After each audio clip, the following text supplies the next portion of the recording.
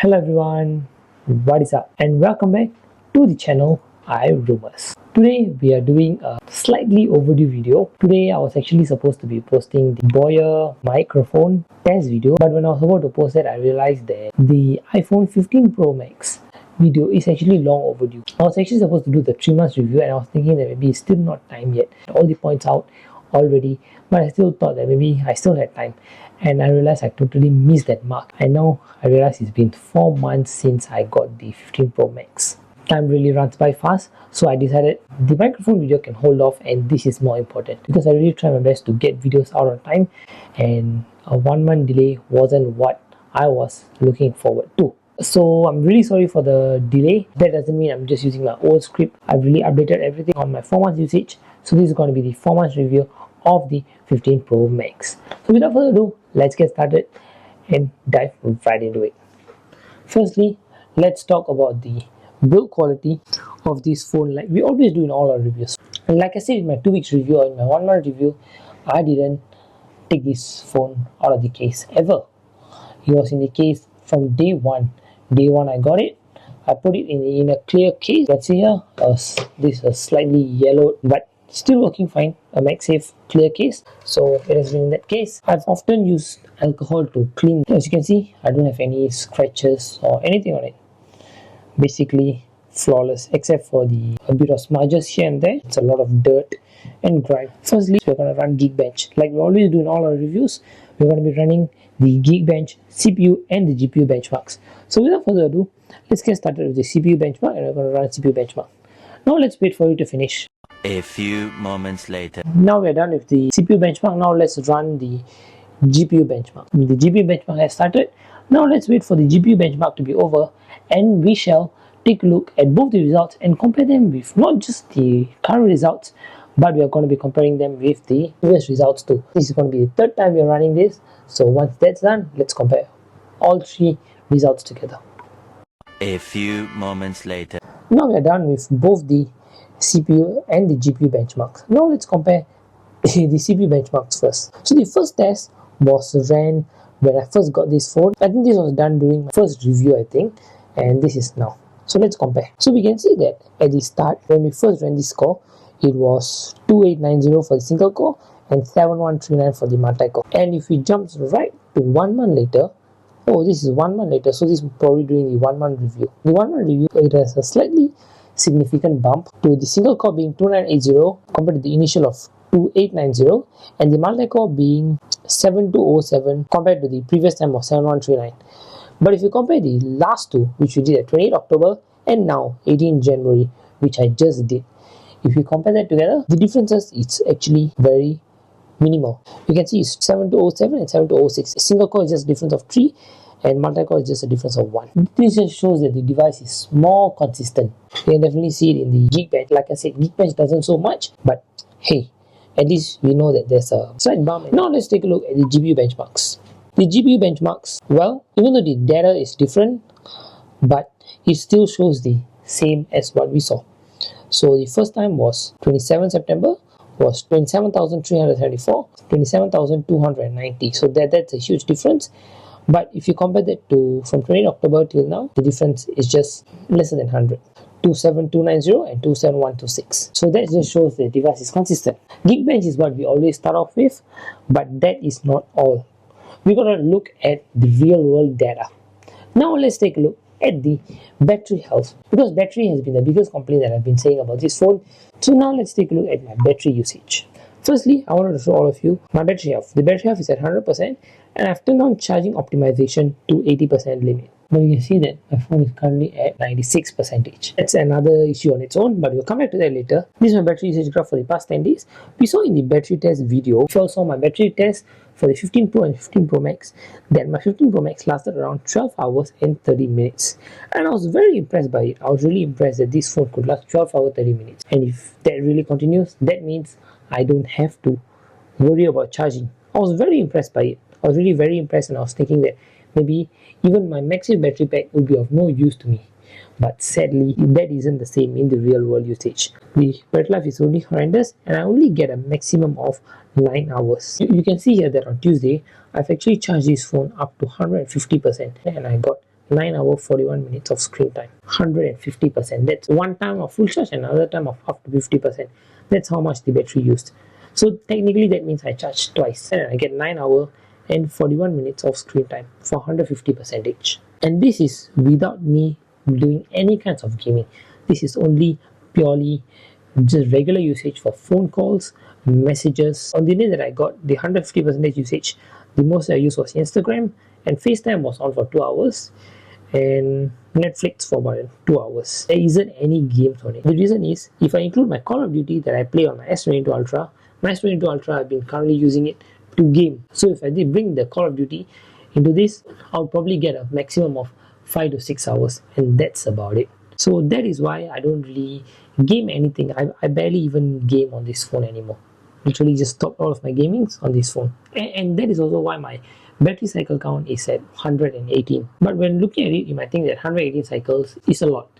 Well, technically if you look at it, it's a lot. But if you average it out and if you divide it by the number of days I've used, it's mostly just once a day. But if you look at once a day, you might think that it's good.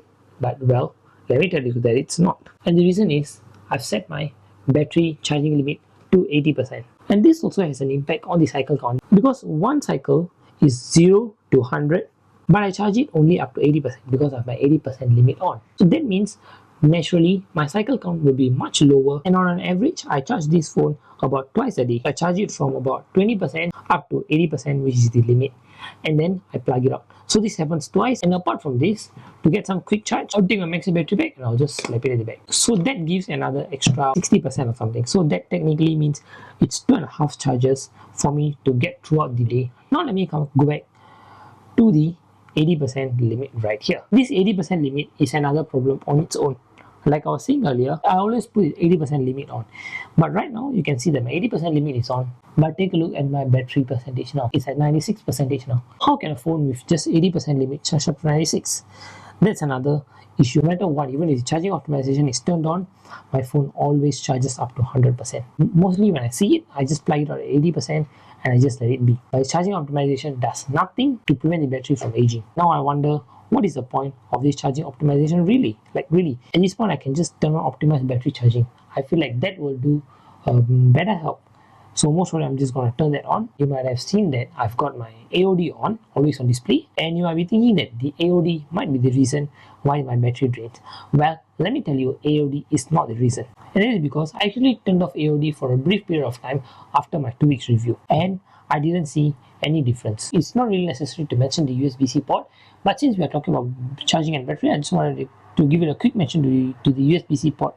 Because now, since iPhones have USB-C, I don't have cable clutters as much. I mean, here you can see, this is my S22 Ultra and my 15 Pro Max.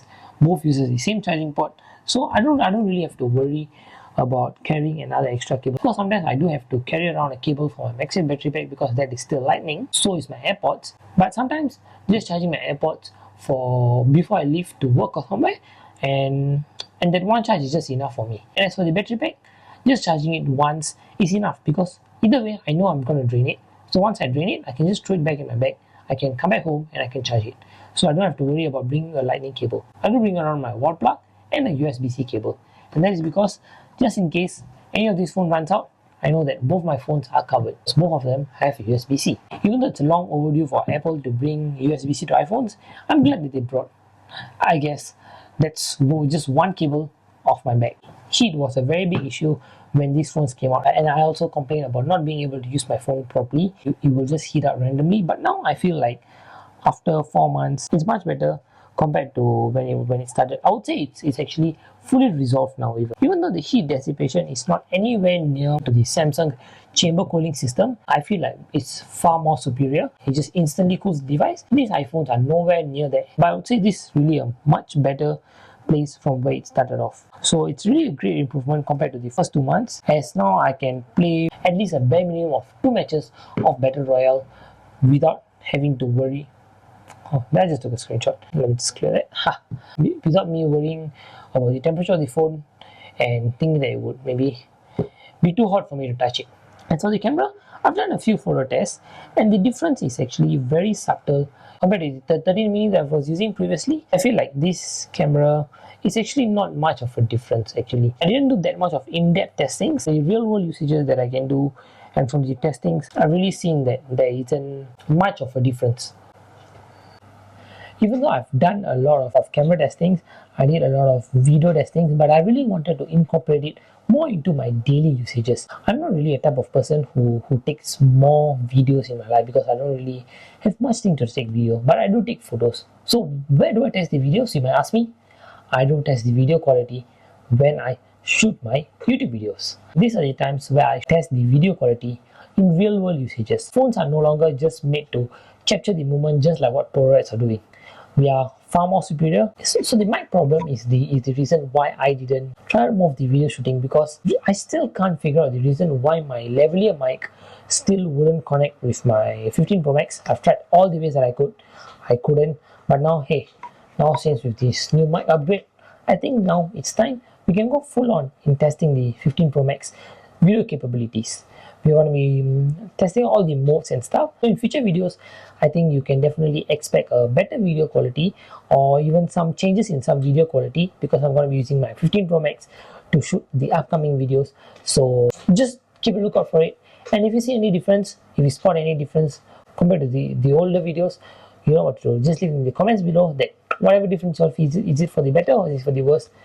Yes, definitely leave in the comments below, because the viewers, you all have to tell me, is it good or is it bad or is it for the worse, and you'll definitely come back to visiting it in the 6 months review. One thing that I would say I really overlooked in a lot of my reviews is the size and weight of the phone. While scripting for this review, I realized that I've really been overlooking the weight and size of phones or devices and not really mentioning them in all of my reviews. So I thought I'll just mention it in this review right here. For me, I'm just too used to using big and heavy phones. I mean, not really that heavy of a phone, but usually big phones are much heavier compared to lighter phones. So nowadays phones are really coming at around a similar weight, I would say. So I don't really see much of a difference. But of course, if you're coming from like a older phone, let's say you're coming from the iPhone 7 right here, and you're coming to 15 Pro Max, definitely the difference is huge. Like just look at the form factor. Just look at the weight. Like if you hold it, you can definitely feel the difference. I'm holding an iPhone 7 and it feels like really tiny to me. But if you're coming from a newer phone, I definitely would think that you won't feel the difference unless you're coming from like a iPhone 12 or something like that. Then you might definitely see the difference. In the end, all I can say about the weight is I feel like the weight has kind of grown on me right now at this point after using heavy and big phones all this while. But for those of you who are using like a 12 mini or the 13 series, you will definitely feel the difference with this phone. So with that being said, I would say that the iPhone 15 Pro Max is in a much better place compared to where it was when the phone first released back in November. But you would ask me, does that mean I'm recommending the 15 Pro Max to you? Definitely not. My answer is a big straight no. And that is because some of the main issues has been resolved. To me, I feel like the 15 Pro Max is not a well-rounded phone. The latest iPhone that releases is like the perfect all-rounder. But well, that's definitely not in this case. Of course, we can't be expecting it to be all well and good. But what I'm saying is, this iPhone 15 Pro Max is definitely not the one you want to pick, because not all of us are changing phone every year. If you're going to be changing to the 16 Pro Max next year, then maybe you can just put up the issues for a year. Maybe, hopefully, fingers crossed, the 16 Pro Max comes without any issues. But most of us don't change our phones every year. So I would definitely say, stay away from this iPhone 15 Pro Max. With my family and friends, I still do recommend the 13 Pro Max if they want to upgrade. If they are upgrading from the iPhone 6 or let's say the iPhone 7, sometimes they do ask me for recommendations, and I recommend them the 13 Pro Max. Yep, you can't get it brand new, but you can definitely get it for a second hand. You can get it for like a good second-hand price. And maybe the most that you would want to change is just the battery, because the battery will probably be at 85 or 84. But I know some of you are really, it's either you all are obsessed with iPhones, or it's either you all really just want to get the newest tech, so you want to get the iPhone 15 series. I do have an answer for you. The answer is get the iPhone 15 Plus. The 15 Plus is the answer to the problems in the 15 Pro Max. It doesn't solve it, but for those of you who really want to get the iPhone 15 series, 15 Plus, it's a much better option. The battery life is better. You don't have any of the Pro Max issues. You get USB-C.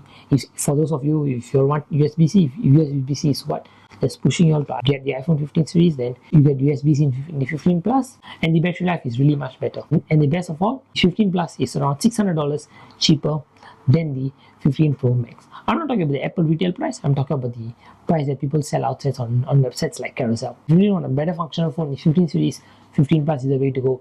And if you really want a well all-rounded iPhone, I would recommend the 13 Pro Max to you. So that's been it for this video. If you like what you're remember to click the like button, do remember to get subscribed to the channel, and remember to turn on notifications so you get notified whenever I post a video. If you all have any feedback on the videos, or if you all have anything they all want me to improve, please leave in the comments below. And of course, just want to ask one more thing from all of you before we end it off, and that is the microphone quality. So if you like the microphone quality, or if you will see any difference compared to the wired microphone that I was having, do remember to leave it in the comments below. And next week is going to be the full-on testing of the Boyle link that I'm having right here. So if you want to watch that, stay tuned, get subscribed, turn on notification. With that, thank you so much for watching. Catch all of you in the next one. Bye guys.